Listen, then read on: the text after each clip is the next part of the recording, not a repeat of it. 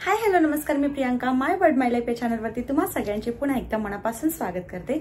तर आज वटपौर्णिमेनिमित्त मी एक छान असा हेअरस्टाईल लुक करणार आहे, जो मी ऑलरेडी केलेला आहे आणि तो व्हिडिओ खूप जास्त प्रमाणात व्हायरल झाला। म्हणजे आजपर्यंतचा माझ्या चॅनलवरचा सगळ्यात जास्त व्हायरल झालेला तो व्हिडिओ आहे। आता लवकरच त्याच्यावरती 1 मिलियन व्ह्यूज कंप्लीट होतील, तर म्हटलं चला पुन्हा एकदा तो व्हिडिओ रिक्रिएट करूया आणि ज्यांच्यापर्यंत तो व्हिडिओ पोहोचला नसेल त्यांच्यापर्यंत हा व्हिडिओ पोहोचवूया।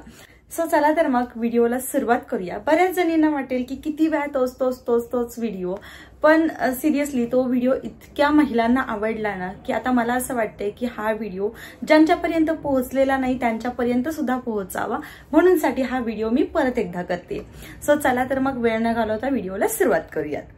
तर सगळ्यात पहिला तर मी समोरची हेअरस्टाईल आहे तीच ठेवणार आहे, जास्त काही करणार नाहीये। जर तुम्हाला कोणती समोरून वेगळी हेअरस्टाईल करायची असेल तर तुम्ही करू शकता, जसं की मी त्या व्हिडिओमध्ये सुद्धा सांगितलेलं होतं। तुम्हाला हवं असेल तर समोरून पफ काढू शकता किंवा मग जे आपण रोल करतो ते करू शकता किंवा सिंपल डायरेक्टली जे आपण प्लेन केस घेतो तसे सुद्धा घेऊ शकता किंवा माझ्यासारखा मिडल पार्टिशन छोटासा काढून ते सुद्धा तुम्ही करू शकता। चला तर पूर्ण केस आता मी पाठीमागे घेतलेले आहेत। मागचे केस व्यवस्थित असे कोंब करून घ्यायचे, त्याच्यामध्ये कुठेही गुंता राहिला नाही पाहिजेत। आणि त्यानंतर आता आपल्याला पोनी बांधून घ्यायची आहे। त्या अगोदर या हेअरस्टाईलसाठी फक्त आपल्याला एक रबर आणि एक अशा पद्धतीची पिन लागणार आहे, बाकी आपल्याला काहीच लागणार नाहीये या हेअरस्टाईलसाठी। बाकी तुम्ही डेकोरेट करण्यासाठी काहीही वापरू शकता, पण मेन हेअरस्टाईल करण्यासाठी फक्त या दोनच गोष्टी आपल्याला लागणार आहेत। आता सगळ्यात अगोदर आपल्याला छान अशी पोनी बांधून घ्यायची आहे। तर इथे मी एकदम सेंटरला अशी पोनी बांधून घेतली, जास्तही वरच्या बाजूला किंवा जास्तही खालच्या बाजूला जसं आपण आंबाड्यासाठी बांधतो तशी न बांधता अगदी सेंटरला अशा पद्धतीने बांधून घ्यायची। आता या बांधलेल्या पोनीचे 2 सेक्शन करून घ्यायचे आहेत, तर दोन्ही इक्वल सेक्शन झाले पाहिजेत केसांचे। आता ते दोन्ही सेक्शन समोरच्या बाजूला मी सोडून घेतले। आता एक बाजूचा जो पार्ट आहे केसांचा त्यातला एक छोटासा सेक्शन अगदी वरच्याच बाजूचा आपल्याला हातामध्ये घ्यायचा आहे, खालच्या बाजूचा किंवा अगदी सेंटरचा असा न घेता वरच्या बाजूला जो केसांचा सेक्शन असेल तोच उचलायचा। त्याची 3 पेडांची वेणी बांधून घ्यायची। 1-2 पेड घालून झाल्यानंतर उजव्या हातामध्ये ती वेणी गच्च पकडायची आणि डाव्या हाताने राहिलेल्या केसांमधला अजून एक पार्ट म्हणजे एक सेक्शन घेऊन तो त्या वेणीमध्ये मधल्या पेडेमध्ये मिक्स करून घ्यायचा। पुन्हा एक वेणी घालून घ्यायची, पुन्हा तेच प्रोसेस करायचे। एका हाताने आपल्याला त्यातला राहिलेल्या केसांमधला एक छोटासा सेक्शन त्याच्यामध्ये मिक्स करायचा, पुन्हा एक पेड बांधायचा, पुन्हा थोडासा सेक्शन घ्यायचा, पुन्हा पेड बांधायचा। असं करत करत म्हणजे आपण जशी सागर वेणी घालतो ना अगदी तशा पद्धतीने एक छोटा सेक्शन त्या वेणीमध्ये मिक्स करत करत अगदी टोकापर्यंत खालीपर्यंत आपल्याला ती वेणी कंप्लीट करून घ्यायची आहे। आणि जे एक सेक्शन आपण करून घेतलेला होता ना म्हणजे हाफ पार्ट, तो पूर्ण एका बाजूच्या वेणीमध्ये तो संपवून घ्यायचा।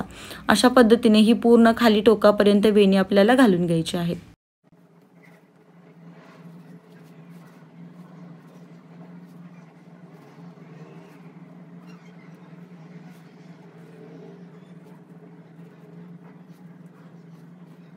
आता ही वेणी एकदम टोकापर्यंत घालून घ्यायची आणि टोकापर्यंत घालून झाल्यानंतर खाली एखादा रबर किंवा मग क्लिप वगैरे लावून घ्या। इथे मी छोटासा क्लिप होता माझ्याकडे फ्लॉवरवाला, तोच लावून घेतलेला आहे।